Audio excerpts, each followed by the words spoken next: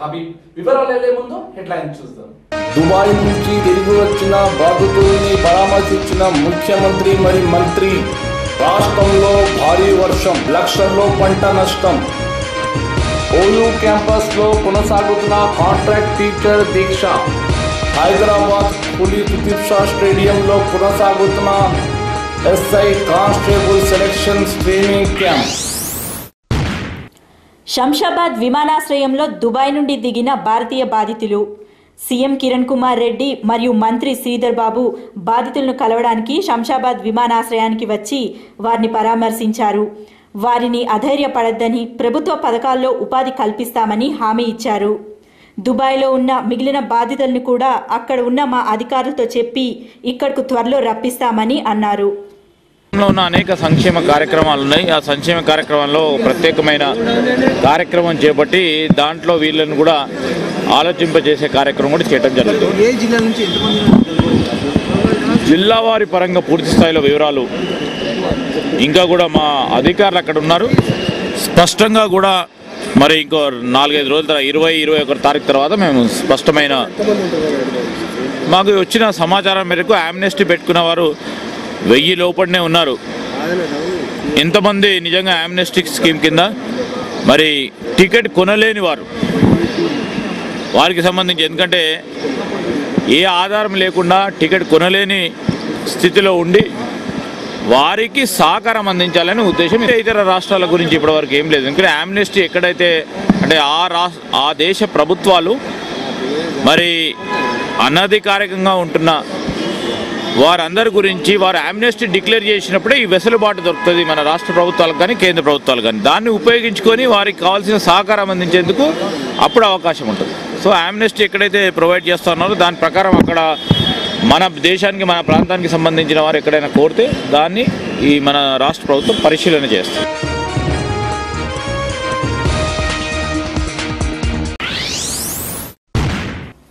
అకాల వర్షాల వలన పంటలు నీట మునిగాయి.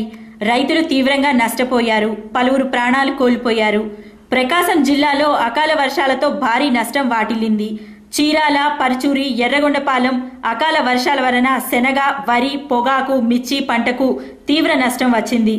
గుంటూరులోని సత్తెనపల్లిలో భారీ వర్షాలతో నీట మునిగిన మిర్చి, నష్టపోయిన రైతులు. బాపట్లలో 4000 ఎకరాల్లో పంటకు నష్టం. నెల్లూరు జిల్లా వ్యాప్తంగా భారీ వర్షాలు. మర్రిపాడులో పొగాకు రైతులకు తీవ్ర నష్టం. నీట మునిగిన వరి, పత్తి, మామిడి. ఈ అకాల భారీ వర్షాలు, వడగళ్ల ఈదురుగాలులతో విద్యుత్ స్తంభాలు, వృక్షాలు నేలకూలాయి, రోడ్లకు అడ్డంగా పడిపోయాయి. దీంతో రహదారులపై వాహనాలు ఎక్కడికక్కడ ఆగిపోయాయి.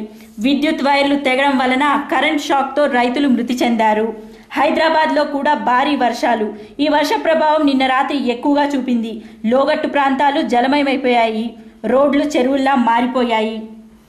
ఈ భారీ వర్షాలతో రైతులు 1000 ఎకరాల్లో పంట నష్టపోయారు. చేతి వరకు వచ్చిన పంట అందకుండా నీటిపాలైంది.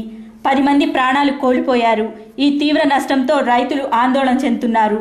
24 గంటల్లో కోస్తా జిల్లాల్లో పలుచోట్ల భారీ వర్షాలు కురిసే అవకాశం ఉంది. ముఖ్యమంత్రి కిరణ్ కుమార్ రెడ్డి అకాల వర్షాలపై మెదక్, కరీంనగర్ జిల్లాలు పర్యటించి నివేదిక అందజేయాలని మంత్రులు గీతారెడ్డి మరియు శ్రీధర్ బాబుకు ఆదేశాలిచ్చారు. పంట నష్టంపై అంచనా వేయాలని కలెక్టర్లకు, అధికారులకు ఆదేశాలిచ్చారు.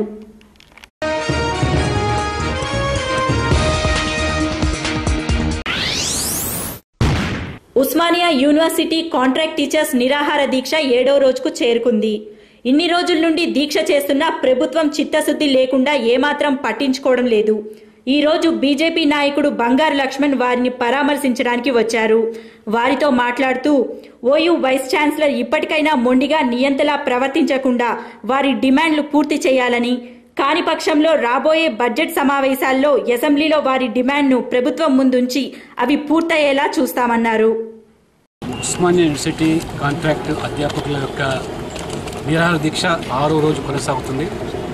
వైస్ ఛాన్సలర్ గారు ఇప్పటికి కూడా మరి మొండిగా వివరించకుండా, నిర్లక్ష్యం చేయకుండా, నియంత్రణ వివరించకుండా న్యాయసమ్మతమైనటువంటి డిమాండ్లు వాళ్ళు ఈరోజు 5 years సర్వీస్ పుటప్ చేసి పోస్ట్ గ్రాడ్యుయేషన్ చేసిన వాళ్ళు లేదా పిహెచ్డి హోల్డర్స్ ఈరోజు కాంట్రాక్ట్ బేసిస్లో యూనివర్సిటీలో పనిచేస్తూ ఉంటే నామినల్గా ఇవాళ రెమ్యునరేషన్ పేరు మీద వాళ్ళ యొక్క సర్వీసెస్ ఈ రకంగా ఉపయోగించుకోవడం భావ్యం కాదు.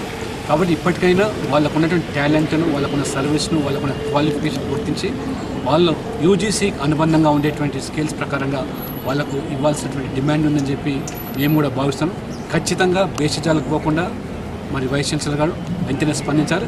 భారతీయ జనతా పార్టీ ఈ అంశాన్ని ఒకవేళ మరి యుద్ధ ప్రాతిపదికన యూనివర్సిటీ కనుక పరిష్కారం చేయలేకపోతే వచ్చే అసెంబ్లీ సమావేశం సందర్భంగా బడ్జెట్ సమావేశంలో ఈ అంశాన్ని ఖచ్చితంగా బీజేపీ లేవనెత్తి ప్రభుత్వాన్ని అదే రకంగా ఉస్మానియా యూనివర్సిటీ అథారిటీస్ కూడా నిలదీస్తుందని చెప్పి ఈ సందర్భంగా నేను హామీ ఇస్తున్నాను.